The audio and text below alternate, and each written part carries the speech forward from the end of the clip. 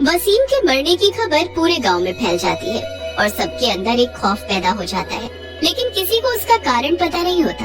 इस बात का और डर लोगों के अंदर समा जाता है। फिर से रात होती है और इस बार कुलदीप के घर की बिजली चली जाती है, लेकिन उनके घर पर मोहन भी बैठा होता है। अरे एक तो मर मर के बिजली आती है, ऊपर से रात को कट गई। अब कितनी गर्मी लगेगी, और मुझे अभी जाना था। तू थोड़ी देर बैठ, मैं देख कर आता हूँ। कोई मोमबत्ती मिलती है तो उसको जला लेंगे थोड़ी देर के लिए, है? क्या पता फिर बिजली आ जाए। कुलदीप जैसे ही उस रूम से उठकर दूसरे रूम में जाता है तो उसको बाहर से रोशनी दिखाई देती है। तो कुलदीप अपनी पत्नी को आवाज लगाता है। अरे सुनती हो? लगता है सिर्फ हमारी लाइट गई है। मोहन को घर जाना है। नजारा देख कर आता हूँ बाहर कि क्या गड़बड़ हुई है। रुकिए, मैं भी आपके साथ चलती हूँ। मैं मोमबत्ती दिखा दूंगी, आप देख लीजिएगा। कहीं कोई दिक्कत होगी तो ठीक कर दीजिएगा। एक साथ आप दोनों चीजें कैसे कर पाएंगे? मैं मोहन भाई साहब को बोल देती हूँ, वो यहीं बैठेंगे। तब तक हम दोनों बिजली ठीक करके आ जाएंगे। सुनिए मोहन भाई साहब, शायद हमारे घर की बिजली गई है, तो हम लोग उसको ठीक करके आते हैं, तो बिजली आ जाएगी। आप थोड़ी देर घर का ध्यान रखिए, हम आते हैं। अरे भाभी जी, मैं साथ में चला जाता हूँ कुलदीप के। मैं दिखा दूंगा उसको मोमबत्ती। आप घर पे रुको। कुलदीप की पत्नी मोहन की बात मानकर घर पर रुक जाती है और कुलदीप और मोहन बिजली ठीक करने चले जाते हैं।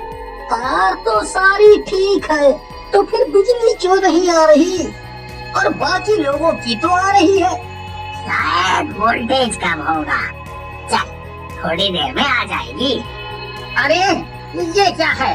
और इतना क्यों चमक रहा है? वोल्टेज तो कम है फिर भी। मैं बिजली खींचने वाला भूत हूँ। अब तुम दोनों बाहर आए हो, मैं तुम्हें भी अपनी तरफ खींच कर मार डालूंगा। मोहन कुलदीप को भागने का इशारा करता है और दोनों भागने की कोशिश कर ही रहे होते हैं। तब तक बिजली का भूत उनको अपनी तरफ खींच लेता है और उनको करंट से मार डालता है। लेकिन इस बार उसको ऐसा करते हुए कुलदीप की बीवी देख लेती है। इसका मतलब यही है वो जो लोगों को मार रहा है। इसकी करंट की वजह से लोग ऐसे बेदर्दी से लाश बने जा रहे हैं। वो चुपचाप रोते रोते अपने घर में छुपी रहती है और सुबह होने का इंतजार करती है। जैसे ही सुबह होती है, कुलदीप की पत्नी सबसे पहले गांव के मुखिया की तरफ जाती है और बोलती है, मुखिया जी, ये सब बिजली का काम नहीं बल्कि बिजली खींचने वाले भूत का काम है। न जाने वो कहां से आए हैं, लेकिन कल मैंने उसको कुलदीप और मोहन को मारते हुए देखा। वो बहुत खतरनाक है। कल रात उसने मेरे घर की बिजली काट दी, जिसकी वजह से मोहन और कुलदीप बाहर बिजली देखने गए, तो वो भूत उनके सामने आ गया। उन लोगों ने भागने की कोशिश तो की, लेकिन उसने उनको अपनी तरफ खींच लिया, जिससे करंट लगने से उनकी मौत हो गई। शायद वो कारखाने वाला भूत होगा, जिसकी मौत कारखाने के बिजली खराब होने से हो गई थी। हाँ, उसी की वजह से तो कारखाना बंद हुआ था। शायद वही लोगों को ऐसी मौत देखकर खुश हो रहा है। अगर वो कोई बिजली वाला भूत है तो हम उसे कैसे रोक सकते हैं? हम उसका कुछ नहीं बिगाड़ सकते। क्यों नहीं कुछ बिगाड़ सकते? अगर हमारे पास हमारी श्रद्धा हो और भगवान पर विश्वास हो तो हम उसे रोक सकते हैं। तुमने ये ठीक कहा। अगर कोई बुरी आत्मा सिर्फ अपनी खुशी के लिए बेगुनाह लोगों को मार रही है तो उसे खत्म करने में भगवान हमारा साथ देगा। रोहन पंडित जी के पास जाकर उनसे उपाय जानता है। जब उसे करंट लग रहा था तब उसने एक लॉकेट पहन रखा था जो गिरते हुए तारों पर फंस गया। लॉकेट सोने का है और उस पर उसके नाम का पहला अक्षर है।